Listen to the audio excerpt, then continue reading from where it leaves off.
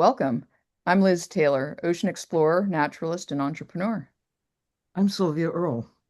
I'm an oceanographer, National Geographic explorer, founder of Mission Blue, and I'm also an ocean elder. Thank you, ocean elders, for sponsoring this program. Yes, and this is our program Dive In, where we host informal and open conversations with the ocean community on topics of wonder and interest. We're glad to be back and hope everyone has made some time to get out of doors. And we are going to jump in here in just a minute, Dive in. dive in. Yeah. But I want to remind everyone that as we go through the conversation, please put your questions in the Q&A box and we'll get through as many of them as we can later on in the program. And there'll be some links in the chat as well. So before we dive in, let's remind everyone that the world The world is blue. blue. So Or else you might think of it. yeah, there is some green too. Yeah. So last month we were introduced to the sunflower sea stars Yes. and the awful sunstar wasting disease.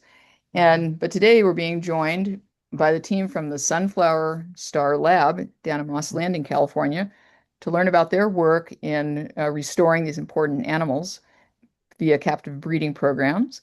And so let's welcome Reuven Bank, Andrew Kim, and Ashley Kidd. Welcome, everyone. Hi, thanks. So you're all co-founders, correct? Yes. Yeah, excellent. Of the lab. And maybe each tell us a little bit about your background and what brought you into uh, helping out and becoming team Pycnopodia. Better explain what Pycnopodia actually Is. Yeah. Just for those who might not know, I love this image. It's an itsy bitsy sunflower star, right? Yes, it is. Reuven, do you want to go first since you're the first one listed? And we'll go from there. Yeah, we got one more introduction to make too. This is over Okay. my shoulder, Titan, one of Titan. the largest juvenile sunflower stars in California, hanging out Oh, in our aquaculture system here. So a fourth guest on the podcast today. Yeah, Very good. welcome, Titan. yeah. Welcome to Titan. Yeah, I think maybe Andrew, Ashley, if you wanted to kick it off, I think that'd be awesome. Cool. I'm Ashley Kidd with Sunflower Star Laboratory. I'm the conservation program manager, and I've been working with the Sunflower Sea Star Lab since its inception. I did my master's 10 years into my career, or over 12 years into my career, and at the beginning of COVID, right when the sunflower sea star was listed as critically endangered under the IUCN. And I was involved in work with white abalone restoration in Southern California when I worked at the Aquarium of the Pacific. And prior to that, through the Pittsburgh Zoo and PVG Aquarium, all the way on the other side of the continent, I was fortunate to work with coral restoration in the Caribbean. And with all these wonderful, huge collaborative projects, I wanted to learn more about how these projects develop, continue, what all are the mechanisms that make a successful conservation group, and was introduced to Pycnopodia Recovery Working Group world in 2020, right before I met and heard about Vince Christian, who is the man behind getting us all together to co-found the Sunflower Sea Star group. And Excellent. yeah. All right, Andrew, you're up next. All right. Yeah, I'm Andrew Kim. I'm the laboratory manager at Sunflower Star Lab. My background, I have a bit of a marine ecology background, and I had like an awakening to the ocean as an undergrad at UC Santa Cruz. Prior to that, growing up in Los Angeles, I didn't really, despite being near the ocean, didn't really spend too much time at the ocean. And yeah, learning about kelp forests and kelp forest ecology as an undergrad was really enlightening, and especially diving in and experiencing the kelp cathedral in the Monterey on the Monterey Peninsula Yeah. uh, was huge. And then after my undergrad, I spent many years managing the Monterey Abalone Company, which is a small in-ocean farm located underneath the commercial wharf in Monterey. And during that time, I witnessed the sea star wasting disease, Yeah. and saw them basically disappear overnight. And here I was working um, on a farm that depended on healthy kelp forests, and saw the kelp in Monterey disappear. And so the last 5-ish years, I've worked in kelp restoration. Worked at Moss Landing Marine Labs as the lead aquaculture research technician, growing lots of kelp, outplanting up there. Also growing lots of white abalone for research and conservation. And so was thrilled to be able to apply my skills and experience in aquaculture towards conservation in this way. It's been very gratifying. It's really, really great. There's like so many cases on the land of being able to bring back and restore species that have been really at the brink. Many, many birds, The, in particular, the Trillion Tree Project trillion trees. to So try to restore some of the damage that we have inflicted. Really important to put the right trees or the right species in the right places exactly. for that to succeed. It's so much better if you can save the places that are in good shape. Yeah. Restoration is tough. Yeah. It It's seems easy. to be tough to hold on to wilderness too. Everybody wants to take what's there. And there's one question, I don't want to interrupt, but I want to ask nonetheless, where or is there any place where these beautiful sun stars have not been affected? Or is it just universal? Is it absolutely? They've been affected across their entire range, but in some areas much more than others. But there are parts in the very northernmost part of their range where there are some relatively healthy populations in Yeah. Alaska. Yeah. Yeah. And Our you can last, see that on one of the slides if we move ahead a little bit. We've actually, I yeah. think it's from Hamilton et al. 2021. There's a gradient map showing just what percentage of stars were lost Yeah. across their historic range. Yeah. We'll get up onto that. What a Yeah. beautiful place to But live. before we do this, I do have to, because Reuven, he keeps pushing off his introduction here, but we're going to tell everybody that he is I almost escaped. I almost escaped, but I'm really excited for people to know that you are an interpretive diving ranger, with the Park Service, and 'cause that's such critical role to play to be out there with the public and to help educate them directly about these sea stars and the kelp forest and all the creatures that live there. So thank you for that. It's bad Oh, yeah, of course. bad enough that it's happening, but if people don't know that it's happening or why it's happening or what can be done about it, that's even a worse problem. Yeah. Thank you. Yeah. And having people like Dr. Sylvia Earle come on the interpretive program that I run in 2016.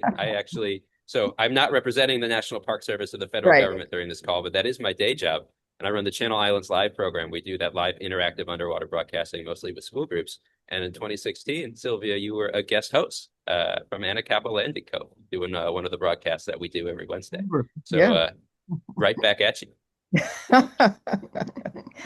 Somebody has to speak for the stars. That's right. And for the kelp forest. And there's a Oh, look at this. you really do need the whole balanced system approach. I mean, there's lots of animals that eat purple urchins out there, the rockfish and the lingcods and a lot of other animals that are commercially removed.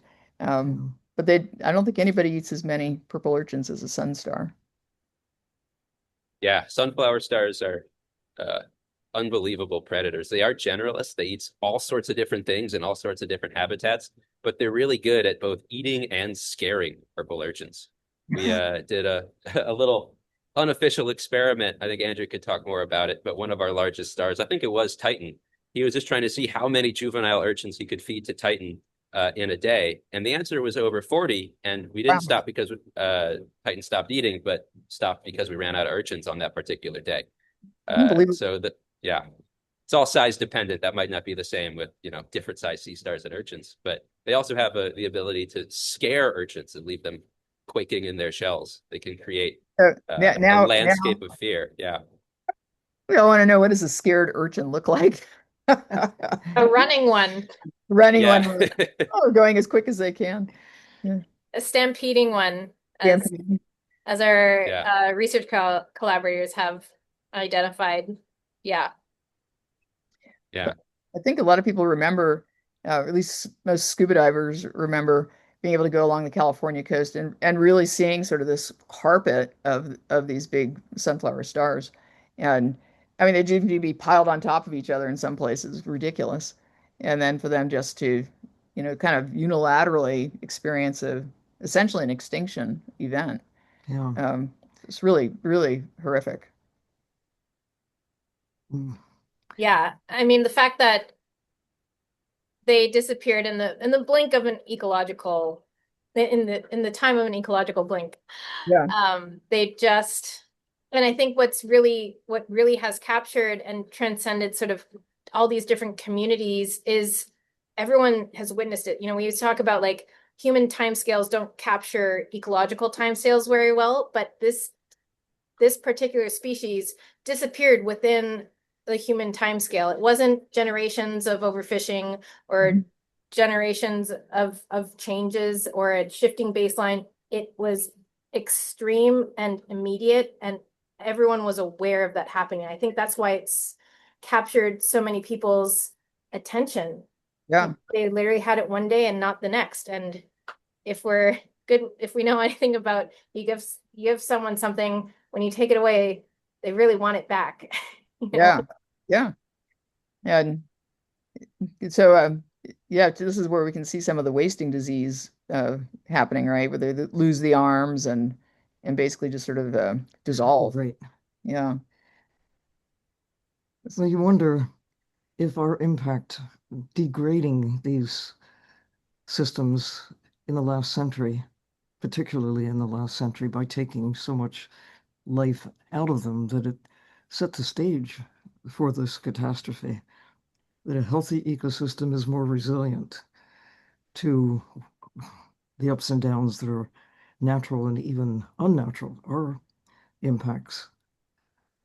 But it is what it is. Here's a disturbed system with a disease that has really had a dreadful impact on one of the key players. And you see what happened when they left. There were consequences, are consequences. Really important to try to do what we can to stitch these systems back. We have to stop taking so much of the natural life out of these systems if we want them to continue to prosper, top to bottom. 100%. Yeah. And it is that combination of things, but then when there's like a disease or I guess in this case last time we learned it was one of the Vibrio bacteria. It's to blame for the sea star wasting, but it can really just take a hold and just run.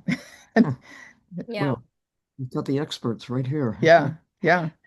So 97% of kelp declined, so that just didn't affect the sun stars, but it also affected abalone and sea otter distribution and like so many connections. It's just a really hard to, I think, for people to wrap their minds around. Yeah, this looks like starfish chow. Yeah. Oh yeah, big time.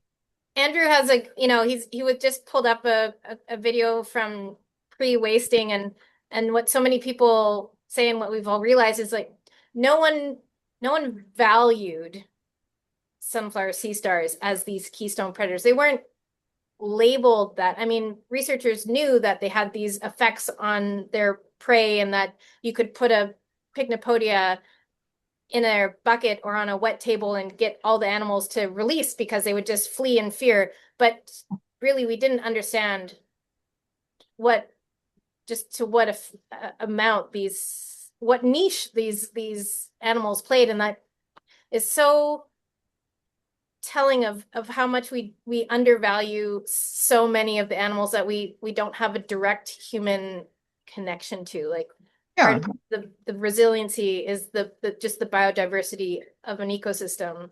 Right. Yeah, we see it with fish all the time, or they're only valued when they're dead, or landed tonnage, but the role that they play in keeping an ecosystem healthy is not really recognized until disaster strikes. Yes. Yeah, and I just watched the podcast that you guys did with Alyssa and Melanie on the wasting, and Liz, I think you had this great analogy of like you don't know what computer wires you're going to snip and what it's going to do, but that's like a really good analogy for what you know uh, about keystone species and the delicate balance and yeah, about how everything, you don't often know how things are all connected. Right. But yeah, this was a serious wire that was snipped. Yeah, for sure. The loss of sea otters has been documented in the relationship between otters and urchins and kelp, but that's when you think of the impact of losing the predatory starfish, that it just wasn't obvious until they were gone.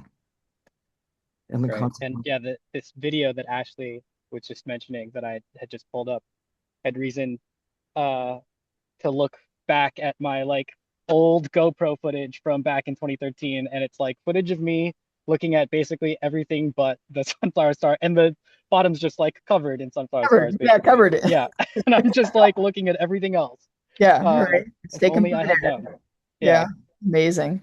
But you guys, I mean, it's great that you kind of came together and taking action, starting this looks like in a small laboratory setting in 2021 and then really taking off all through last 2024 and beyond. So how do you encourage the sea stars to spawn?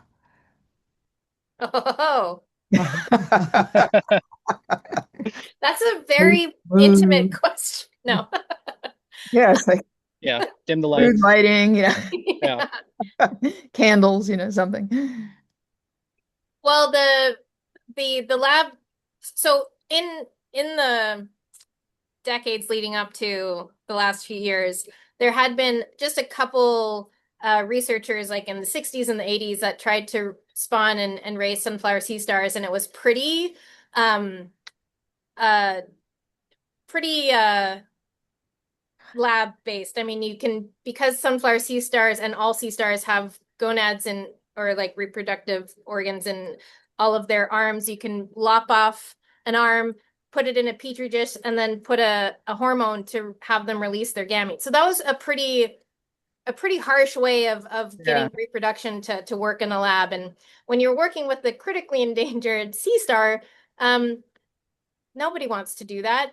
Not because they don't have incredible regenerative powers and could regrow that arm, but you don't just lop off an arm just for the heck of it. And Jason Hoden at Friday Harbor Laboratories was the first person to complete the life cycle on sunflower sea star aquaculture work in 2019. And hmm he's hanging out in the back row on the right there, along with his team on the bottom left. This is at Friday Harbor Labs. After we took all of his wonderful work from 2019 when he published paper in 2021 and reached out, saying we need more people to be able to do this aquaculture work, to keep answering questions, start working on restoration across these thousands of miles of coastline. right. One lab in Washington can't be the answer to all of this. That's when we formed our lab, and with you can they naturally spawn depending on where you are from November through June. So generally this, like many species, spawning happens in the spring if there is a seasonality to it. Right. And they can spontaneously spawn. There's no clear combination of cues that we understand, but from all the historical records and anecdotes from public aquariums, when animals spawn, it's usually like temperature changes, like all these classic sort of environmental cues. Like when you do a water change in the middle of summer and you fill it too fast and the water raises like a couple degrees warmer and then they would spawn.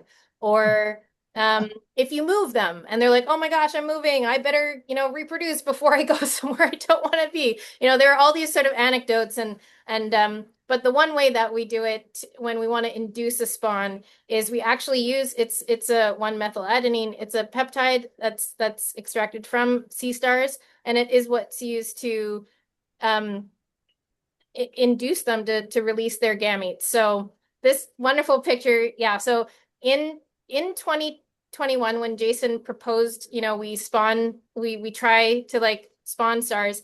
I just finished or was finishing up my master's looking at the feasibility of spawning sunflower sea stars in California, because at that time and up until recently, moving stars across state lines was a really difficult thing to do because we didn't know what we would be moving with these stars, if the pathogen or this wasting disease was going to follow them.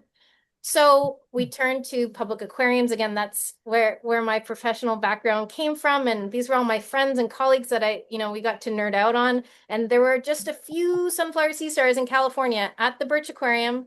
And at the time, we only knew it at the Aquarium of the Pacific as well.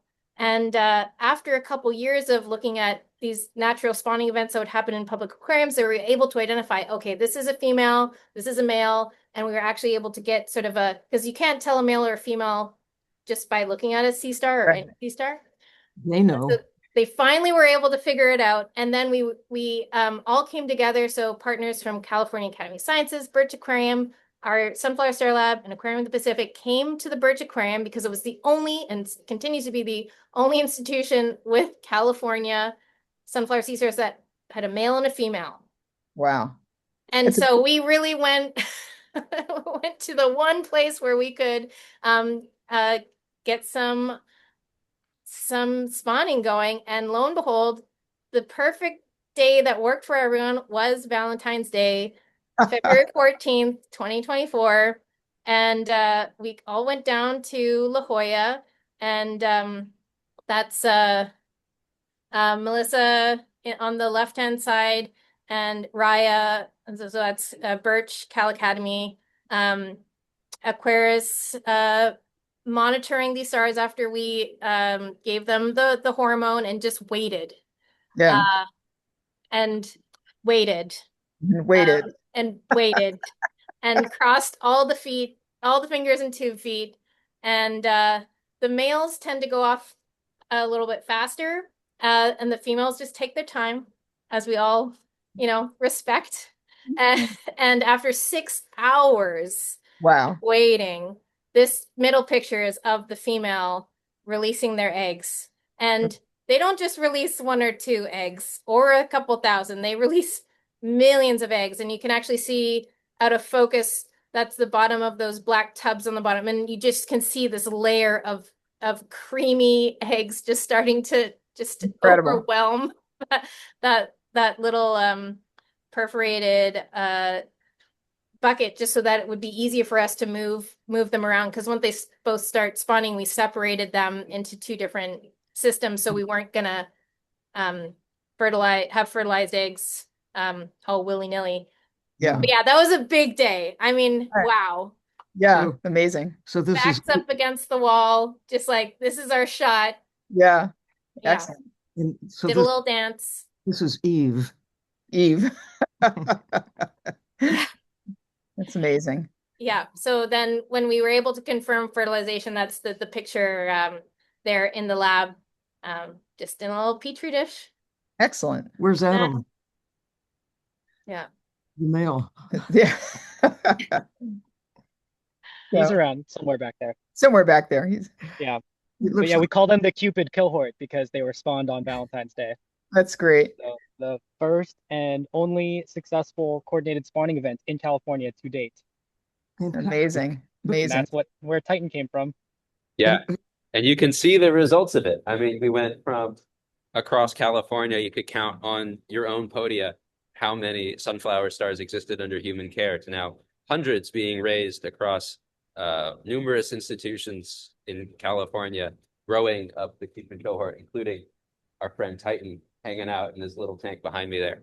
That's great. And I mean, it really kind of points to the value that public aquariums serve, right? Oh, absolutely. That they're they can, I've seen some of these groups where they're raising, again, mostly kinds of fishes that are critically endangered in the wild, But invertebrates, but invertebrates, increasingly, yeah, yeah, that and you have to think like a starfish. exactly. And Hmm. so tell us about how you've been including community members as well in the project. Yeah, I mean, Sunflower Star Laboratory didn't exist at all if you go back to November of 2021. Some organizations, when they embark on like a conservation project like this, they have already been an established conservation institution or they're pivoting to take on a new project. We just didn't exist until our star father, Vince Christian, who Ashley mentioned earlier, who's a retired water quality engineer living in Monterey and a long time volunteer diver with Reef Check, a citizen science organization that monitors kelp for us. Shout out Reef Check. He, witnessed, like Andrew and many others, the sunflower stars disappearing before his eyes, and was, later on inspired, realizing that nobody was working on bringing sunflower stars back here in California, but having heard of Dr. Jason Hoden's laboratory at Friday Harbor Labs in Washington, he went up and visited there and wanted to know if anyone was actively recovering sunflower stars in our state. And when he found out about the dearth of that research, he called everyone together. He put a Facebook post in Monterey Bay Scuba Divers Open, which is a Facebook group around here, saying something to the tune of, I'm paraphrasing, but I want to start a floating solar powered laboratory in Monterey Harbor to grow sunflower stars and restore the species and bring back the kelp. And so different people found him in different ways, but most of our founding board heard of this idea that Vince catalyzed from that Facebook post. I think most of us were like, this man is crazy. We have to learn more. What's going on? That's a call to action. That's awesome. Well, yeah, he put out the Picno symbol, shined it on the buildings here in Monterey, and people showed up literally at his house because he was Amazing. building a wet table system in his garage and was Where they showing it off. start. Yeah, Yeah. no animals Best in it, just way. building it out. Yeah. Yeah, and so we went from starting with no money, no budget, no people, just members of the community coming together, starting the organization that Vince catalyzed to this full-scale aquaculture nonprofit leading and facilitating sunflower star recovery across North America. And so like that community centered aspect of our work is there from the way that we started, but also we continue it. Now we've got many community members who volunteer on our outreach teams in the laboratory helping to care for the stars. And then on that previous slide there, we had a photo of one of our awesome partners, Minority in Aquaculture, Imani Black, who you can see there on the left, would make a great candidate for this particular podcast if for a future guest on here. She is the founder of Minorities in Aquaculture, which is a nonprofit that helps provide workforce development and helps women of color get a foothold in the aquaculture community where they're traditionally underrepresented. So in this coming year, we're going to be entering our 4th year of having an internship partnership with Minorities in Aquaculture and hosting those interns out of lab here to get their foot in the door in conservation research. And you can see here Mariana Jimenez, one of our previous year's interns in both of these photos. She is a superstar, and we were able to hire her back into a permanent full-time employee at the lab. Proof that it's working. So community is how we started, and it's how we continue to grow and work together. That's awesome. It is a team sport, but it requires leadership too. Somebody has to be first, and you have to not be afraid to be first. Nobody else is doing it. Why can't I? Yeah, and there are many other, players in the game working together. Like that's why Ashley and Andrew's work as our staff is so important. They help facilitate many of those connections. But from Jason's initial work to the support of the Nature Conservancy, the Association of Zoos and Aquariums, all of the different public aquariums that you mentioned and research institutes, it's everybody is putting their podia together and pulling in the same direction. It's working. But this is a fairly complex, life cycle here that you're dealing with too. Could each of those stages eat different things? That's a good question. A little bit, yeah. So when we talk about like closing the loop and Jason Hoden up at Friday Harbor closing the loop on sunflower star life cycles, it means that he's taken spawning animals and grown them through their larval phases, past settlement, past their juvenile stages, into adults that are now part of the broodstock or breeding population. And Excellent. and yeah, and as you can see, so the sunflower stars, they have, like many other broadcast spawning marine inverts, they have planktonic larvae, and in this case, the larvae need to consume microalgae to grow and progress through the various larval stages, and that's what is on the shelf, growing on the shelf behind Ashley. Um, Not Kool-Aid. Not Kool-Aid. One of those is kombucha. No. Little Russian Um, roulette. Yeah. yeah. But yeah, they just have like these amazing, extravagant uh larvae that they're just like these little spaceships. I think echinoderms have the coolest larvae of all the uh invertebrates. Yeah, there's I may be biased in that, but um uh yeah, they uh are incredible. And one of the things that we learned in growing them for the first time is that they can have really variable um, durations in the larvae. And so, like a lot of times when, especially in aquaculture, when you talk about larvae and larval duration, people like to prescribe like time frames. And like right. oyster larvae, they spend 2 weeks in the plankton, or abalone, they spend 7 days in the plankton. Um, but the Pycnopodia we found could range anywhere from like 27 days up Wow. to uh, maybe 10 months or more. Wow. And it's very variable. It's almost like they're functionally like totally happy, quote unquote, as remaining larvae. And Drifting um, around, yeah, yeah. Leaving China. And Yeah. Celine De Jong, who's a master's student at Moss Landing Marine Labs, um, and I were able to do a series of settlement experiments when we were growing the larvae up there. Celine's now a full-time technician at the lab as well, post Ah, grad.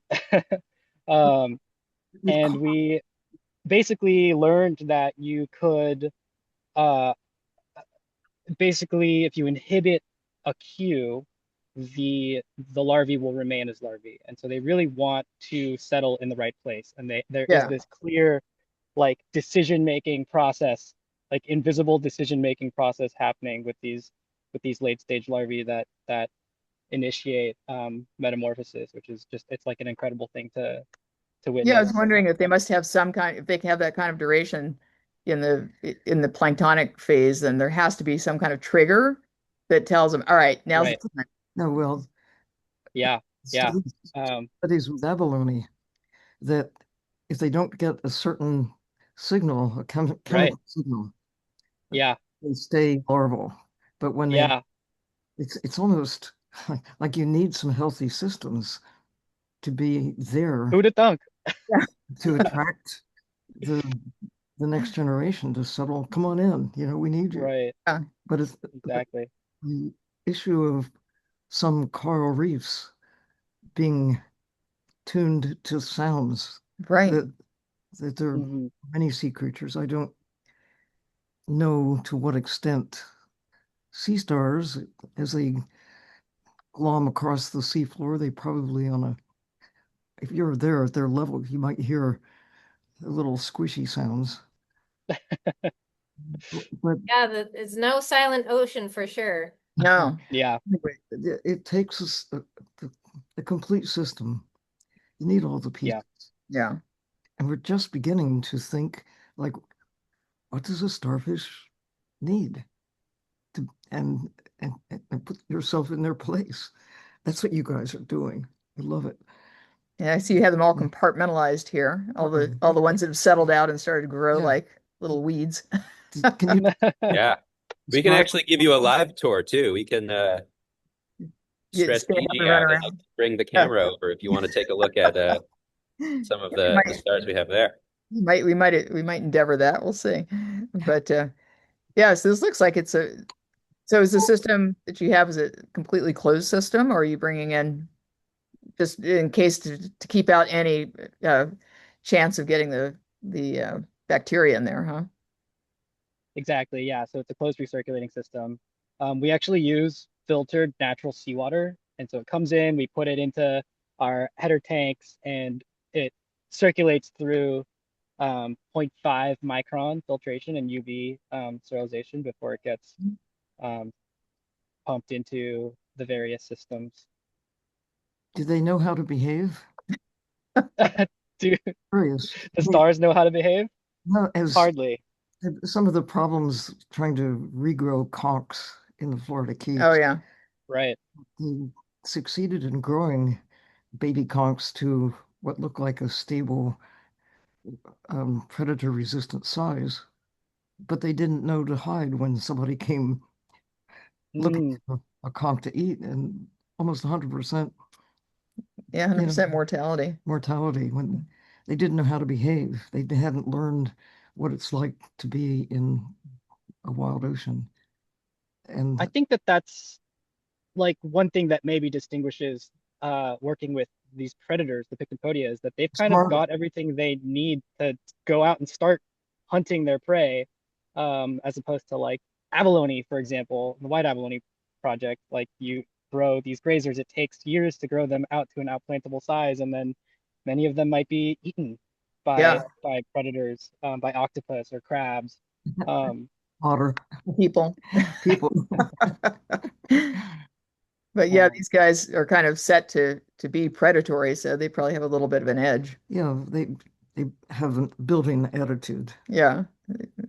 So And so we're what's doing here, we're weighing them up, checking their growth. Post Camp Ocean. Yeah, Uh, this is yeah. I oh don't know yeah. if Ashley or Reuven, you want to talk about some of the exciting field work that we were able to do a Yeah. couple months ago.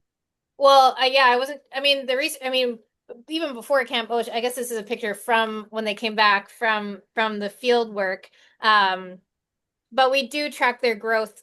We have tracked their growth for the whole 2 years of their life. Um, but I guess the very cool thing was once we had the success with uh the spawning, the successful fertilization, the ability to share all of these uh larvae across multiple institutions in California just to test their mettle at, raising these stars and seeing what was happening. We weren't expecting to have hundreds of sunflower sea stars. We just wanted to see what stuck. And amazingly, everyone was able to raise the stars. Some were more successful than others, and then those who were more successful shared those stars with other institutions. But once we realized we had hundreds of stars to work with, we're like, oh, well, you know what the biggest question is in California is, if we have these stars, are they fit enough to go back into the ocean? And Mhm. Close the loop. yeah, like how do we venture into those waters? And the biggest thing was talking to the state, talking to our collaborators, getting the permits, getting all of our ducks in a row. And we were able to get a permit to do 2 different experiments this past fall. The first one was testing the environmental DNA assay that we co-developed with UC Merced, who and the NOAA's Pacific Marine Environmental Laboratory up in Washington to develop the assay based on all the genomic work that had been done at UC Merced on all the different species of sea stars that they've been cataloging in California with their full genome sequences. So they were able to develop an environmental DNA assay, which just means that DNA is shed by all living organisms, and it can stay in their environment. And in the marine ocean realm, it just floats around in the ocean and is carried away by currents. There is degraded by microbes and light.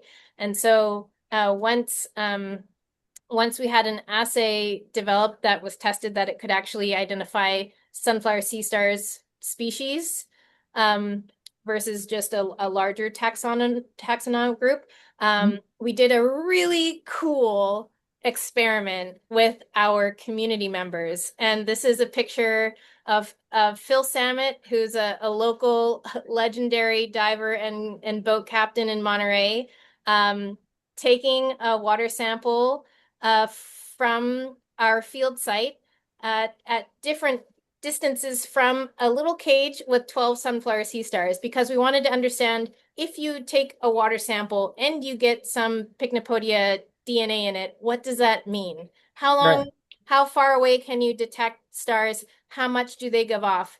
And so we were able to work with Stanford researchers that are pictured on the left and right in the blue Pycnopodia shirts, who co-developed with us the field site and lab research that we did to sort of characterize what it means to like take an eDNA sample.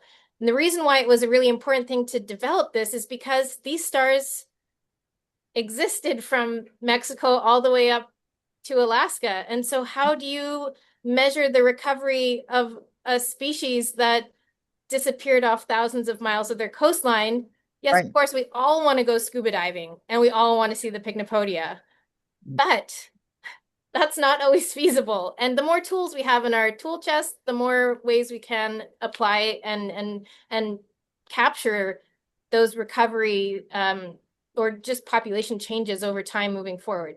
Yeah. And you might even be able to predict, change for other species as well.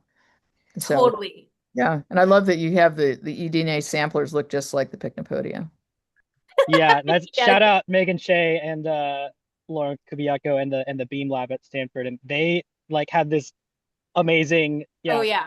1 a.m. brain blast moment as they saw this like mountain of plastic growing, and they turned it into this beautiful work of art.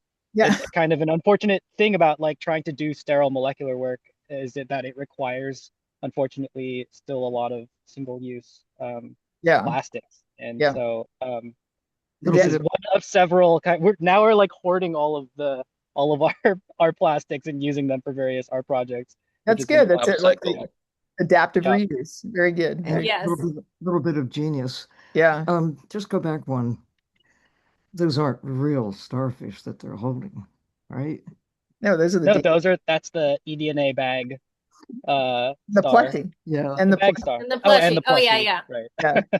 So just to make it clear, you're not raiding the ocean. No. So No. Oh, there you go. Careful. yeah, it's getting The predator. keystone predator coming for me. Exactly. So then you've got the cryopreservation. Is that the kind Oh, look at of this. holding them in a frozen state? Yeah, Andrew can Exactly. talk about that. Yeah, so this has been a whirlwind of a year for cryopreservation, and I just got to shout out right off the top our collaborators at San Diego Zoo and Wildlife Alliance.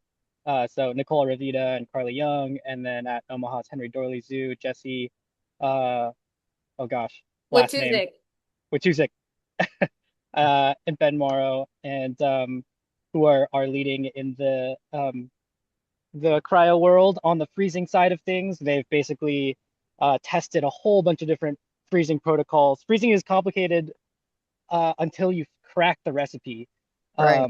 But getting to the recipe is the tough part, figuring out like what ratio of cryoprotectant and how quickly to freeze these things, and how, what sort of media should they be suspended in, and at what stage should things be frozen. And this year we had a big milestone reached where we were able to successfully, for the first time for any sea star species, thaw frozen embryos. So these are 48-hour-old gastrula that had been of pink stars, giant pink stars, which are just another native species of sea star with a similar life history and similar geographic range.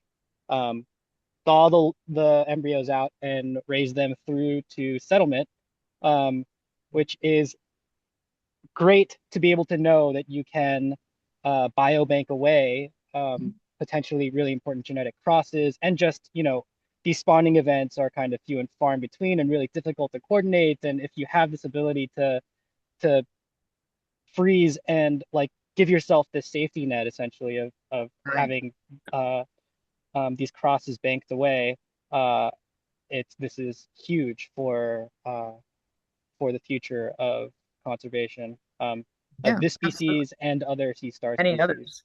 100%. Yeah, and a lot of Yeah. that work kind of culminated. I know Ashley kind of mentioned it earlier. Ashley and Andrew aren't going to brag about themselves, so that means I get to brag about them, which is really exciting. But I mentioned that we went from not existing as an organization in 2021 to where we are now, and it's because of all of the volunteer board members and people who have contributed to our team, including Andrew and Ashley, who each donated years of their life volunteering on our board before they actually we got lucky enough that they accepted staff roles in our organization here. But utilizing all of the advances in eDNA from the creation of that assay to being able to ground test that at our lab and at other locations, kind of building off of all of that collaborative work to spread the Cupid cohort across California, opened up the possibility, along with years of relationship building with regulatory agencies like California Department of Fish and Wildlife, to be able to, the first time in the history in California here, reintroduce in a temporary outplanting sunflower stars to our oceans. They were gone. Our stars were extinguished out here in California's waters, but this is the return of that Cupid cohort species to the wild, building on the work of Dr. Jason Hoden up in Washington and other collaborators in Oregon State. So having kind of a template of first trying kind of podded caged outplanting, putting the sunflower stars out as the second half of this experiment to test their survivorship and growth, because these stars have lived their whole settled lives here inside of our facility. But there was the huge unknown. When we were first devising this project, there still unpublished the information regarding the Vibrio bacteria pathogen that you discussed on the previous episode with Alyssa. And so this gave us the opportunity to see how they would respond in this capacity with frequent health checks, with Ashley being the project manager on this, and Andrew, you can see here, putting his finger to podia with those outplanted stars. And it was a remarkably successful project where 47 out of the 48 outplanted stars in part 2 of this study returned healthy, and the one that didn't was likely cannibalized or possibly cannibalized by some of its siblings out there in the ocean after a missed feeding day earlier in the week. So it's like really exciting, because this was a research project. Had many of them wasted out in the wild, that would have been good data too. But extra exciting that it was successful in the terms of survivorship, because it gives us a blueprint towards the research we're looking to read in this coming year and in the future, of doing future non-caged outplanting for research purposes to determine how to best work towards reintroduction. So it's like a wild first time it's been done on a crazy timescale, because there's other successful initiatives you can point to for invertebrate restoration. The white abalone project is a great example. White abalone, I think I learned this stat from Ashley, were listed on the endangered species list in 2001. And again, this is a success story, but the first abalone of the white abalones that was outplanted was in 2019, after an entire adult human growth of 18 years. 18 you could years. have been born before the project and an adult by the time they were outplanted. And that was already a fast timeline for a recovery effort. We started our organization in 2021. Jason Hoden in 2019 really leaned into sunflower stars. Sunflower stars haven't even been listed on the endangered species. They're just proposed for the endangered species list. And we've already taken the first steps in California here towards that outplanting and restoration research. So warp speed, the recovery of sunflower stars that's going on here with the help of all of our collaborators. Yeah. So that star that was in the cage, about the size of your hand, how long did it take for that little guy to grow to that size? Well, February 14th, just under 2024. 2 years. Yeah. 2 years. 2 years. Yeah. Oh, yeah. Once they get to be the big monsters, how long can they live? Does anybody know? Ooh. Long time. Decades. Decade. Like many decades? Yeah, I've seen estimates of over 70 years, but nobody really knows for sure. Check back with us in 2080 and we'll let you know. Right. But I've heard that some of the echinodont stars, anyway, in Antarctica, they don't move very far or very fast, but they just stay for decades. maybe centuries, who knows? I mean, with just the age of some of these creatures, there's a sponge that is thought to be 11,000 years old, one sponge. Um, who Wow. knows how old these creatures are? Some sea urchins are known to live to be at least 100. Yeah, So losing them in such a fast pace is really, shocking. Yeah. breathtaking. But just imagine that what has been accomplished through cooperation, if instead it was more like the corporate world where you go out to, you're competing with other researchers. I found this out. I'm not going to tell anybody. Oh, I'm going to be the first yeah. We to get make some of that happens, which is unfortunate, but this is just great. this. This is such a wonderful example of progressing because everybody pitches in, Hmm. discovering one thing that leads to another, that nobody could do it alone. Yeah, and I think the crazy thing here is there is enough for everyone. Everyone's doing firsts. Yeah, Like Yeah, exactly. exactly. it's like Everybody is a there's hero. and everyone's able to then share that information and bring their best work, best podia forward. Yeah. Yeah. Nobody can do what the others can do. But if you work There's together, yes. magic. Yes, exactly.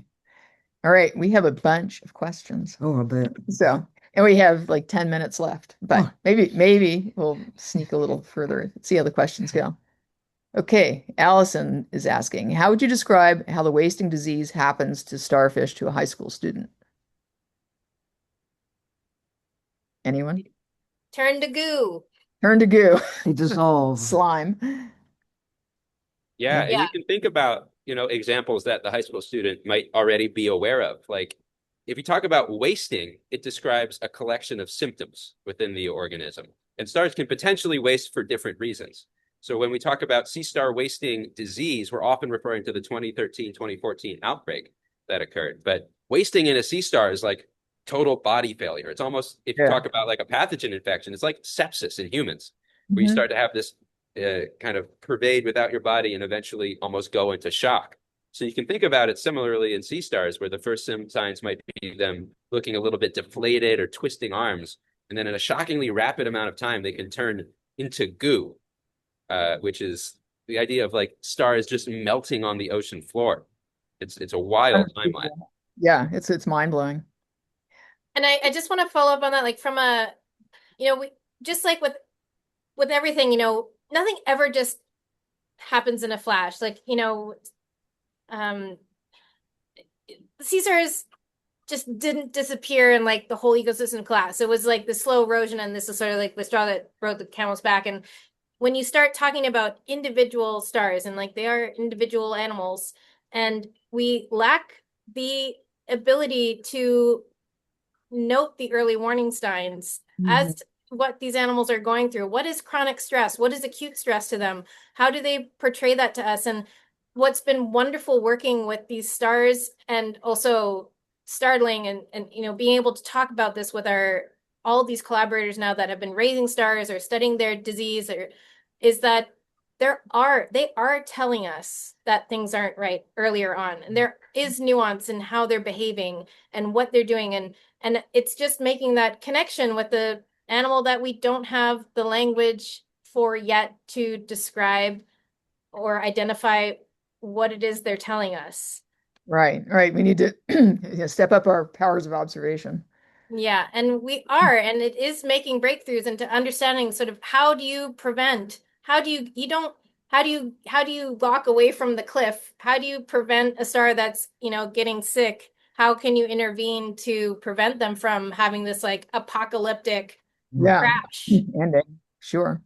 And that's what a lot, and again, like that's what quarantine aquarists Oh and yeah. veterinarians are really key in helping out, and just really the husbandry, having those your eyes, just being Yeah. able to observe. Yeah. Yeah. You take care of an animal long enough, you know when they're not feeling well. Yeah. Okay. An anonymous attendee. How did you as a team come up with the idea to do captive reproduction, and how has the process gone? What would you have done differently from the start? I think we just started, and that was a good start. I Andrew, think what? the idea, I think the idea had a life of its own. It was its own thing, and it still is its own thing. We just happen to be in the idea's orbit. Yes. Caroline is asking, how can she listen to your weekly broadcast, Reuven? Oh, you can go to nps.gov/CHIS and find out more information about that program. Great. Let's get that and put it in a link. Yeah. Or maybe we keep that separate for federal ethics guidelines. We don't talk about that. Okay. Perry Rios is asking about scared urchins. Do models of adult sea stars tend to disperse urchins in the kelp forest? So could you get a robo picto out there to chase the urchins off? Or is it kind of chemical? What is it? Yeah, the chemical cues have been shown in laboratory settings to be really effective. Like you can stick the arm of a sea star inside of a tank and watch all the prey go running. And this is the work of Dr. Sarah Gravem and Dr. Aaron Galloway, looking at kind of the ecology of sunflower stars and the impact on the environment around them. And what Sarah and others have found is the landscape of fear created by sunflower stars, where urchins and other things smell them coming. So Wow. they can, yeah, we're just like, potentially if you have like a wet dog in your room here, you can be able to smell and notice this around. Urchins have the ability, Yeah. and other animals, to pick up that they're in the area, and they'll show a fleeing response where they'll drop their urchin business, what they were doing, and take off in the other direction. And that can last, that impact, for days in the area Wow. after, you have the sea star moving through there. And when you combine that with the fact that sunflower stars are unbelievably fast, they're the Ferraris of the subtidal and intertidal world, moving over a meter per minute. We Wow. show you videos of a sea star just walking along, not in fast motion. Like normally, I think we often think of like bat stars and ochre stars, other species of sea star, just being kind of cemented to the rocks. And they do move if you show them in like really fast, sped up time lapses. But you can just watch a sunflower star walk across this tank at our lab. And so you've got these Roombas marauding through the kelp forest, creating this sense of fear. Like, Yeah.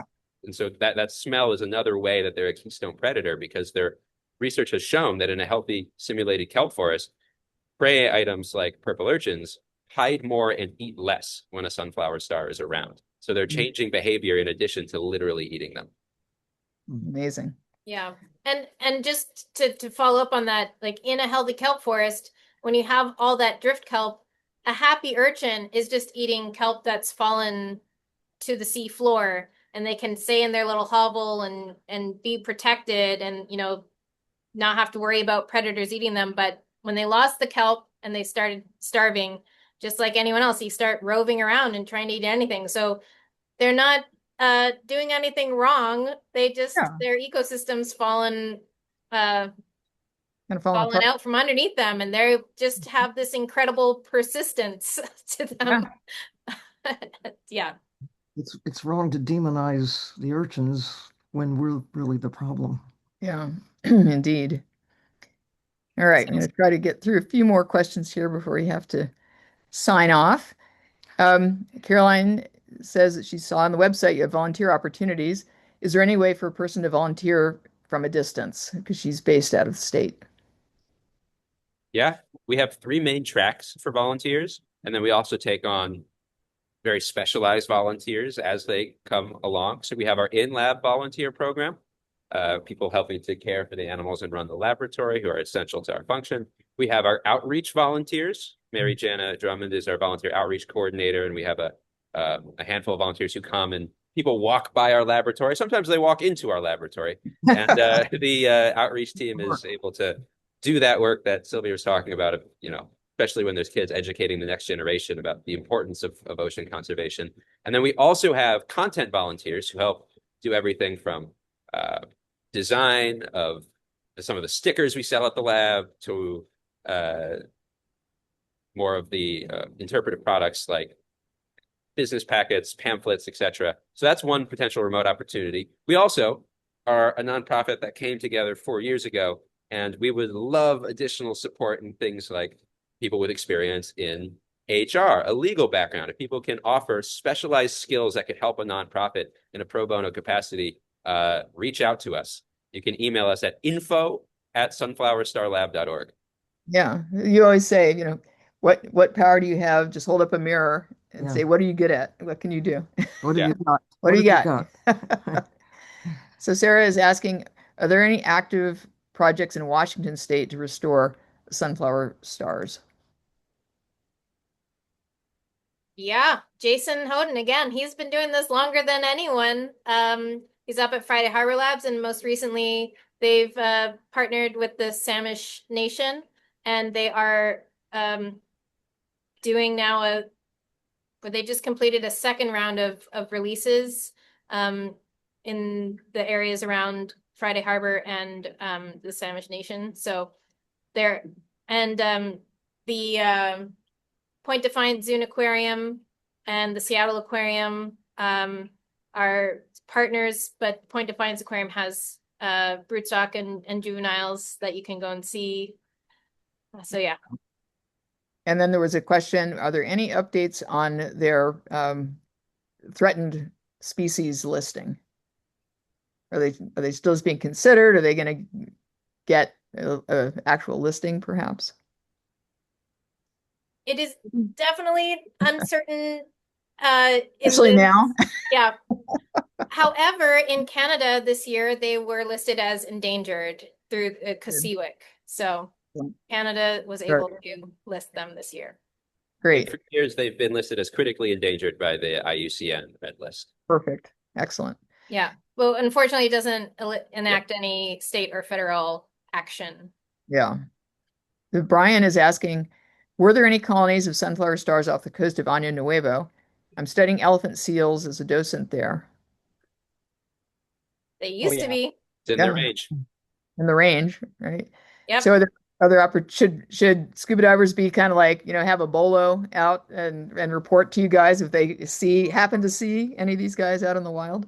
They should. We have, if they head to seasquatch.org, it will, or go directly to our website, it'll redirect to a form we have in partnership with Reef Check and others, where if you see a sunflower star, try and get a photo of it and report your sighting there. And if you want, through iNaturalist, because all of that data will help inform recovery planning. So yes, keep an eye out for them, take photos, get evidence, and then submit it through that form on our website. And location. Location. Yes, yeah. Where, when, who. You've really got to think that if they can hang out as a larval state for so long, that they have an opportunity to drift somewhere from one range to another, from one part of their range, and maybe, just maybe, there might be some out there still. Okay, a couple more questions. Yeah, oh, go ahead, Ashley. Oh, no, I think we're going to say the same thing, but it is very cool that in California, for several years, we didn't see any sightings. There were no reportings from any professional or citizen science observations. But in the last 3 years, we've seen incrementally more and incrementing further south in Northern California. And so you can track those on iNaturalist and on the marine.org website. And we want to hear about it through our website so we can act, quickly about it. Like we monitor iNaturalist and have contact with Marine, but if you want us to know right away, also, you can DM us on Instagram and just let the star signal shine. Yeah, star signal, yeah. All right, yeah. So I guess this might be our last question. Do sunflower stars have any predators? They have a really wide range, and they are known to be preyed on by a couple of different species, although usually a predatory attack with a sunflower star ends with the predator getting an arm and then the sunflower star crawling away. So king crab up in the Alaska portion of their range. There's also, this is really cool, there's a species called Dawson sunstar, which is actually smaller than sunflower stars, Solastra dawsoni, and they are predators of other sea stars. And sunflower stars, the bigger species, will run away from them, and there's confirmed predatory attacks of them taking an arm away from a sunflower star and predating on the larger sea star. And It's there's been crazy. one or two, an otter takes an arm here or there. But at the southern part of the range, as adults, because it's very different if you're a tiny little Yeah. sunflower star, they're not frequently preyed upon by other species down here. Yeah. Once they get big, they're large and in charge, right? There's one thing to add, I think, to all this, that all sea stars, all echinoderms, I think without exception, are ocean creatures. It's one of the categories of life that are uniquely marine. And there are about 15 such categories that are only found in the ocean. It may have something to do with the way they reproduce. When you think about those little guys drifting in the open ocean, it's a nursery out there. And there are a lot of creatures that share the space. But just knowing the history of life, when you take a dive in the ocean, that's what you're diving in. History of creatures who've been around for hundreds of millions of years. Yeah, you And look at like a brittle star fossil and it hasn't changed in over 400 million years. there you Like go. all of these forms have come and Oh, gone. look at that. Very I nice. think this one's about Celebrate all 450 echinoderms. million years old. Thanks to our Yeah. friend John for Yeah. giving this to the lab. So we Excellent. should respect our ancestors Indeed. Yeah. and predecessors. If we want a viable future, right? Yeah. I always So, love when I'm diving at my safety stop to let your eyes kind of go cross-eyed and focus on the plankton drifting by because safety stops are never boring. People are always like, who wants to just hang out? I'm like, this is the best part. it is. It's the best part. You really just kind of stop and relax and look around. Yeah. Yeah. And before we take off, I do want to formally extend the invitation. We'd love to have you both come by the laboratory here and meet some of our stars. And possibly, we still have a few unnamed stars at the lab. Christen one of our stars with Sylvia and Liz's favorite name. Very nice. Thank you. Yeah. And the last question, what is your Instagram handle? And do you offer tours of the lab to the public? Oh, people just walk in. Yeah, they just walk in. Yeah, we're trying to pivot away from people just walking in. Yeah. At Sunflower Star Lab is our Instagram if people want to go follow us. If you Okay. reach out to us at info@sunflowerstarlab.org and say you're interested in a tour, we can potentially set that up for you. All right. Well, I Group think we have tours, students, all of those. Yeah. right. Well, let's want to say thank you, all three of you, so much. And And bravo. yeah, and bravo. And thank you, Ocean Elders. Thank everyone out there in the diving community who continues to show up and have these great conversations with us. We're so deeply grateful to all of you. And water connects us all. Remain curious, get some time outside, Yes. and we're going to be back later this month. And until then, remember, take care of the ocean.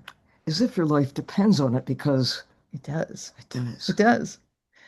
We'll see you next time. Thank you again. Thank you, Thank guys. you, Sylvia Bye and for Lily. now. Thank you, Ocean Elders.